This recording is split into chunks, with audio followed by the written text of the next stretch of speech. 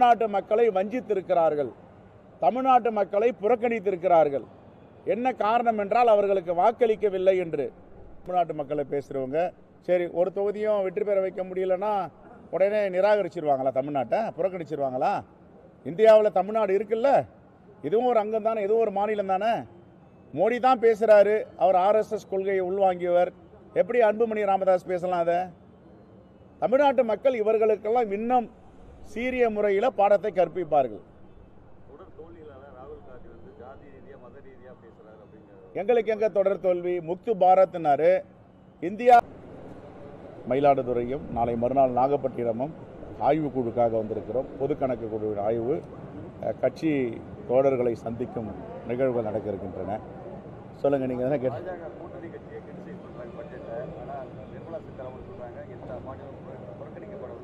இது என்ன நியாயம்னு சொல்லுங்க. 26 MP வச்சிருக்காங்க நிதிஷ்குமாரும் சந்திரபாபு நாயுடு. அவங்க பீகார் கட்டுற GST 1900 கோடி, தமிழ்நாடு கட்டுறது ஏறக்குறைய 20,000 கோடி GST.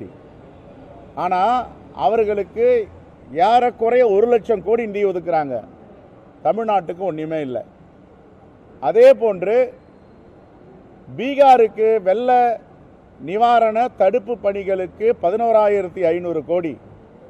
100 ஆண்டுகள் கண்டிராத காற்றாற்று வெள்ளம், பெருமழை தமிழ்நாட்டில், குறிப்பாக சென்னை, செங்கல்பட்டு மாவட்டம், காஞ்சிபுரம் மாவட்டம், திருவள்ளூர் மாவட்டம், தென் மாவட்டங்கள் எடுத்தீங்கன்னா தூத்துக்குடி மாவட்டம். ஆனால் அவங்க இது வரைக்கும் ஒரு பைசா கூட ஒதுக்கலை. நிதியமைச்சர் நிர்மலா சீதாராமன் பார்த்துட்டு போனாங்க. பார்த்துட்டு போனதோடு சரி, இதுலையாவது ஏதாவது ஒதுக்குவாங்க, கருணை இருக்கும், இருதயத்தில் ஈரம் இருக்கும்னு பார்த்தோம். இருதயத்தில் ஈரமில்லாத ஒன்றிய அரசு தான் மோடியோட அரசு. தமிழ்நாட்டு மக்களை வஞ்சித்திருக்கிறார்கள், தமிழ்நாட்டு மக்களை புறக்கணித்திருக்கிறார்கள். என்ன காரணம் என்றால் அவர்களுக்கு வாக்களிக்கவில்லை என்று. இது இந்திய யூனியன் பட்ஜெட் கிடையாது, ஒன்றிய அரசினுடைய பட்ஜெட் யாரும் ஏற்றுக்க மாட்டாங்க. 2 மாநிலத்துக்காக எல்லா மாநிலத்துடைய வரி பணத்தையும் தன்னுடைய ஆட்சி ஆயுட்காலத்தை நீடிப்பதற்கு நிதி ஒதுக்கி இருக்கிறார்கள்.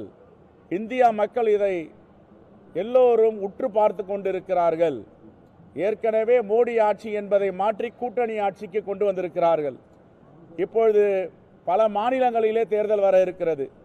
அந்த மாநிலங்களில் இது எல்லாம் எதிரொலிக்கும். அது மட்டுமல்ல, 13 சட்டமன்ற தேர்தல் நடந்தது, 13 இடைத்தேர்தல் சட்டமன்றங்கள் நடந்தாங்க. அதில் பார்த்தீங்கன்னா ஏறக்குறைய சரியாக சொல்லணும்னா 10 சட்டமன்றத்தை தொகுதிகளை இந்தியா கூட்டணி வெற்றி பெற்றிருக்கிறது. 1 சுயேட்சை, 2 தான் பிஜேபி. குறிப்பாக பாஜக ஆளும் மாநிலங்கள் மத்திய பிரதேசம், உத்தரகாண்ட், இங்கே படுதோல்வியை தழுவியிருக்கிறார்கள். இமாச்சல் பிரதேசத்தில் ஆட்சியை கவிழ்க்க வேண்டும் என்று எங்களுடைய சட்டமன்ற உறுப்பினர்கள், காங்கிரஸ் சட்டமன்ற உறுப்பினர்களை கடத்தி கொண்டு போனார்கள் என்று சொல்லுகிறார்கள், விலைக்கு வாங்கினார் என்று சொல்லுகிறார்கள். எது உண்மையோ தெரியாது. ஆனால் அந்த இடத்தில் இடைத்தேர்தலிலும் காங்கிரஸ் பேரியக்கம் வெற்றி பெற்றிருக்கிறது, ஜனநாயகம் வென்றிருக்கிறது. ஆகவே மோடி ஆட்சி தொடர்ந்து தன்னுடைய ஆட்சியை தக்க வைத்துக் கொள்ள எல்லா தவறுகளையும் தொடர் நடவடிக்கையாக செய்து வருகிறார்கள். இது வன்மையாக தமிழ்நாடு காங்கிரஸ் பேரியக்கம் கண்டிக்கிறது. பட்ஜெட்ல தமிழ்நாடு பேர் இடம்பெற 25 தொகுதியாக எங்களை வெற்றி பெற வைக்கணும் அன்புமணி ராமதாஸ் சொல்லியிருக்காரு. இதெல்லாம் எவ்வளோ பெரிய சர்வதிகாரம் அது? தமிழ் தேசியம் பேசுகிறவங்க, தமிழ்நாட்டு மக்களை பேசுகிறவங்க சரி ஒரு தொகுதியும் வெற்றி பெற வைக்க முடியலன்னா உடனே நிராகரிச்சிருவாங்களா? தமிழ்நாட்டை புறக்கணிச்சிருவாங்களா? இந்தியாவில் தமிழ்நாடு இருக்குல்ல, இதுவும் ஒரு அங்கம் தானே, இதுவும் ஒரு மாநிலம் தானே. மோடி தான் பேசுகிறாரு, அவர் RSS கொள்கையை உள்வாங்கியவர். எப்படி அன்புமணி ராமதாஸ் பேசலாம்? அதை தமிழ்நாட்டு மக்கள் இவர்களுக்கெல்லாம் இன்னும் சீரிய முறையில் பாடத்தை கற்பிப்பார்கள். எங்களுக்கு எங்க தொடர் தோல்வி? முக்து பாரத்னாரு இந்தியாவிலேயே காங்கிரஸ் இல்லாத தேசமாக இதை மாற்றுவேன்னு சொன்னாரு. இன்னைக்கு எங்க தலைவர், எதிர்கட்சி தலைவரா உட்காந்துட்டு கேள்வி கேட்கிறார், பதில் சொல்ல முடியாம திணறிட்டு இருக்காரு மோடியும் அமித்ஷாவும்.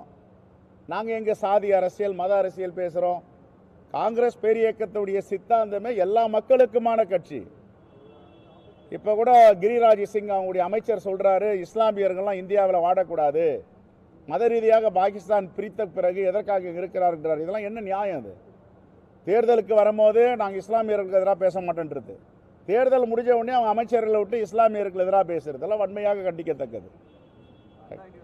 ஒரே ப்ரொஃபஸர் வந்து 32 காலத்தில் ஒர்க் பண்ணியிருக்காரு. இப்போ சமீபத்தில் வந்த இதெல்லாம் இந்த மாதிரி தொடர்ச்சியாக வேலை பார்த்துருக்காரு. அப்போல்லாம் தெரியல, இந்த விஷயம் வந்து விசுவாசமாக இருக்குது. அதை நீங்கள் எப்படி பார்க்குறீங்க? ஏற்கனவே கடந்த கால ஆட்சியில் 10 ஆண்டுகளாக 2011 முதல் 21 வரை 10 ஆண்டுகள் அண்ணா பல்கலைக்கழகத்தில் பல ஊழல்கள் நடந்திருக்கின்றன. அந்த ஊழல்களில் குறிப்பாக டிஜிட்டலேஷன், வினாத்தாள் திருத்தம், இப்படி என்று பல ஊழல்கள். அங்கே இருந்த கண்ட்ரோலர் ஆஃப் எக்ஸாமினேஷன் உமா அவர்கள் எப்படி இறந்தார் என்று தெரியவில்லை. இன்னொருத்தர் சீதாலட்சுமி டெப்டி கண்ட்ரோலர், எல்லாம் 50 வயது கூட கடக்காதவர்கள் இறந்திருக்கிறார்கள். இப்போ அதை கண்ட்ரோலர் ஆஃப் ஆடிட்டர் ஜெனரல் என்னென்ன தவறு செய்திருக்கிறார்கள் என்றதை சட்டப்பேரவைக்கு அளித்திருக்கிறார். அதை நாங்கள் தான் விசாரித்து கொண்டிருக்கிறோம். தொடர்ந்து அண்ணா பல்கலைக்கழகத்தில் தவறுகள் நடந்து கொண்டிருக்கின்றன, அதில் மாற்று கருத்தே கிடையாது.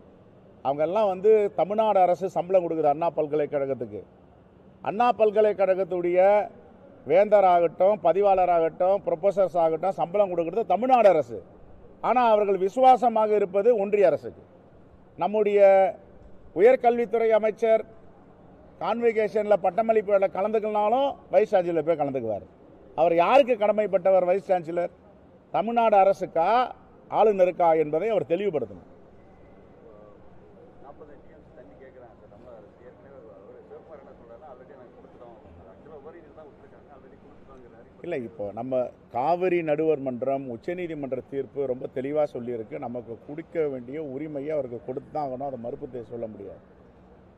இப்போது உச்சநீதிமன்ற தீர்ப்பு, காவிரி நடுவர் மன்றம், காவிரி வழிகாட்டுதல் மன்றம் குழு எல்லாமே வந்து தீர்ப்பு கொடுத்துருக்காங்க. இந்த தீர்ப்பை ஒரு மாநில அரசு நடைமுறைப்படுத்தவில்லைன்னா யார் நடைமுறைப்படுத்தணும்? அதை ஒன்றிய அரசு நடைமுறைப்படுத்தணும். ஏன் பிஜேபி அரசு வேடிக்கை பார்க்குது? மோடி இதில் தலையிட்டு தமிழ்நாட்டுக்கு தேவையான தண்ணீரை கர்நாடக அரசு கொடுக்கணும்னு அவர் நிர்பந்தம் பண்ணணும். தேங்க்யூ. ரைட். கடைசியாக ஒரு கேள்வி சார். 2026 சட்டமன்ற தேர்தலில் காங்கிரஸ் தனித்து நிற்கிறதுக்கான இது அந்த மாதிரி ஒரு எண்ணம் இருக்கு. ஆனால் தொண்டர்கள்லாம் அந்த மாதிரி கோரிக்கை வைக்கிறாங்க. இல்லை, தனித்து நிற்கணும்னு நாங்கள் எங்கேயுமே சொல்லலை. தேர்தலை பொறுத்தவரை எந்த தேர்தலும், சட்டப்பேரவை ஆகட்டும், உள்ளாட்சி ஆகட்டும், நாடாளுமன்றம் ஆகட்டும், எங்கள் அகில இந்திய காங்கிரஸ் தலைமை முடிவு செய்யும். ஆனால் எல்லோருக்கும் ஒரு ஏக்கம் என்ன இருக்குன்னா, நாம் தொடர்ந்து சரிவை சந்தித்து கொண்டு இருக்கிறோமே. 100 தொகுதி வாங்கணும், அப்புறம் 63, அப்புறம் 41, 20, இந்த கலந்துரையாடலில் இந்த சங்கடங்களையும் வருத்தங்களையும் சொல்கிறாங்க. ஆனால் கட்சிக்குள்ளே என்ன கலந்துரையாடல் செய்தாலும், அவருடைய கருத்துக்களை சொன்னாலும், இந்த கருத்துக்களை நான் அகில இந்திய தலைமைக்கு எடுத்து செல்லுவேன். ஆனால் முடிவு செய்யறது அகில இந்திய தலைமை தான் முடிவு செய்யும். இப்போ பொறுத்த வரைக்கும் திராவிட முன்னேற்ற கழகத்தோடு இந்தியா கூட்டணி வலிமையாக இருக்கிறது, உண்மையாக இருக்கிறது. எங்கள் கூட்டணி இந்த தேசத்தை காப்பாற்றப் போகின்ற கூட்டணி. காங்கிரஸ் பேரியக்கம் வலிமை பெற்றால் இந்தியா கூட்டணி வலிமை பெறும், இந்தியா கூட்டணி வலிமை பெற்றால் தேசம் வலிமை பெறும். இதுதான் எங்களுடைய கருத்து. நாங்கள் ரொம்ப இன்டாக்டாக தெளிவாக போயிட்டு இருக்கோம். திராவிட முன்னேற்ற கழகத்தோட காங்கிரஸ் பேரியக்கம் இதில் எங்கே இந்த பிரச்சனை வருது? இந்த பிரச்சனை எழாது. அவரவர்கள் கருத்து சொல்லுவாங்க, கருத்து சுதந்திரம் இருக்கு. நன்றி. தமிழகத்தில் வந்து நாளுக்கு நாள் வந்து கொலை கொள்ளை சம்பவம் வந்து அதிகரிக்கிறது, இல்லை கஞ்சா எல்லாமே வந்து அதிகரிக்கிறது, சட்ட ஒழுங்கை வந்து சரியாக வந்து பாதுகாக்கலன்னு சொல்லி பலரும் குற்றச்சாட்டு. இல்லை, கடுமையாக ஒடுக்க வேண்டும்.